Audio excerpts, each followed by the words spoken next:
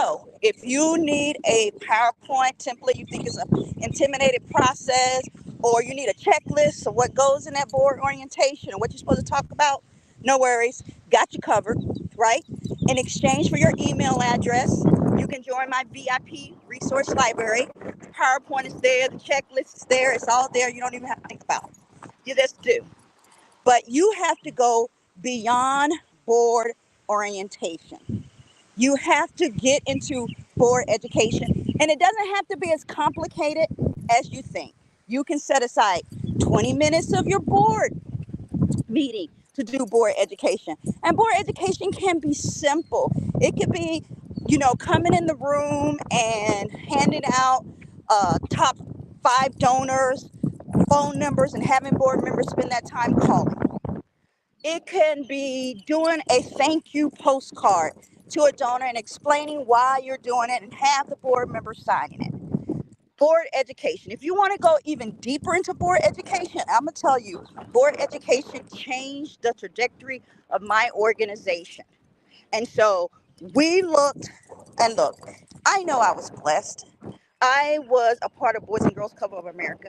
And sometimes I don't even like saying that because people make assumption that, oh, you're Boys and Girls Club, so it's easy for you to fundraise or it's easy for you to get your board engaged. No, but it was intentional. It was very intentional. And board education was a part of that intentionality. So my board went to national conferences. They went to regional conferences. They went to local trainings. Why? Because we needed them to understand our mission. We needed them to understand our challenges. We needed them to understand our operations. We needed to have a good relationship between the board members and the CEO. It was very intentional. And Boys and Girls Club is not the only one who does that. You have the Ys. You have Rotary. Do you know if you were a Rotary board chair, you have to go to PETS, which is their conference, so you can be trained, right? So you cannot expect your board members to be efficient and excellent and do great things for your organization if they're not trained, if there's no board education beyond the orientation. It is needed. So let me give you an example. I do this for a living, right? But now I serve on a museum board. What do I know about museums? I knew absolutely nothing about museums before I started serving on this board. I got an orientation. They do education moments in the boardroom. Now I'm ready for the next level. I want to go to a national conference. I want to see the ins and outs of how a museum works. Now, every board member is not going to come to the table even knowing that this exists. They don't know. They are more than likely business people or bankers or marketing people or socialites, whatever their background is. This is not native to them. You need to understand that. Just because they are business people does not mean that they know how a nonprofit organization works. That is your job, is to educate them on it. So if you find like your board gets there and you're at the board meeting and you're doing most of the talking and they're just sitting there and they're looking at you and you get frustrated because you say that they won't help in fundraising, because at the end of the day, that's what you want. You want board members that are engaged in fundraising. They don't help in fundraising, or maybe they do help in fundraising. They do their minimum part, but you want them a little bit more invested in the organization. Well, in order to have that, you have to provide board education. Now let's get into it, because now you're going to ask me about, well, who pays for that? Da da da da. Well, I can tell you this. With my organization, this is what we did. Now, take it or leave it. Like I said, it's all best practices. There's no right or wrong way, but it's all best practices. So for my organization, what we did was we paid for everything. We paid, and when the years were good, we paid for everything. Let me be clear. So I wanted my board to go to training. We paid for the flight. We paid for the registration. We paid for the hotel. We put it in our budget. When years were maybe not so good, the board members would pay up front. And towards the end of the year, if we ended the budget in the black, right, then we would reimburse them their cost. So there's no right, there's no wrong. You do what works for your organization. But what you don't do is not provide any board education, because then you're going to become that frustrated nonprofit CEO who I talk to on a daily basis that says, board members, why do we need them? What do they do? They don't do anything. They don't know. They don't know what they don't know. And it's your job to educate them. And so you might be sitting there going, well, I don't know what I don't know. I'm here. That's what I do.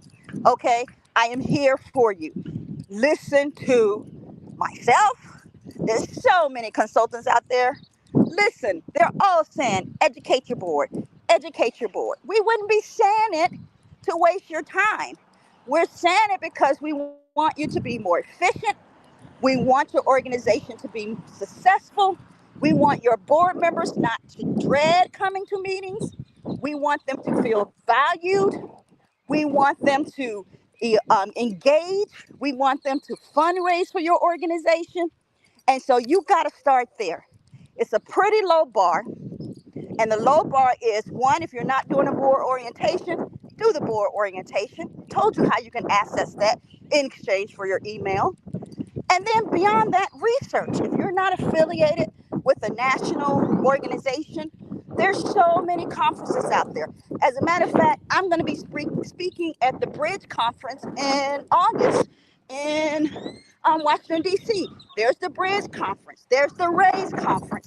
There's so many conferences out there that you can get your board members to start thinking about. Okay? So please, don't do a disservice to your board members. Don't do a disservice to your organization. Start investing in board education. Whether you come up with a plan where the board members understand that that's a part of their commitment to the organization. When you're doing your board interview, that's a whole nother conversation. Are you doing those interviews? We'll talk about that at a later time. I got to deal with this board education piece right now. So talk about it with your board members. Come up with an education plan. It doesn't have to be expensive. You can start within the boardroom itself, but I'm really telling you, growth really happens when you get them outside of your local boardroom, because they soon start realizing that there's other organizations out there that are tackling some of the same challenges they have or have overcome those challenges. That was the biggest thing that my board members learned. They got a network of people, of other board members who were able to say, oh, our board had this issue, or our organization had this issue, and this is how we dealt with it.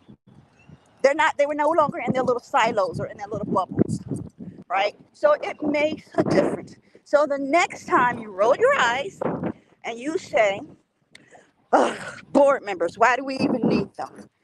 Think about your role and think about, have we educated them and how much control you have over that process.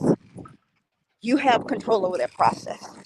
You let them know, we believe in board education. And because we believe in board education, this is what we do.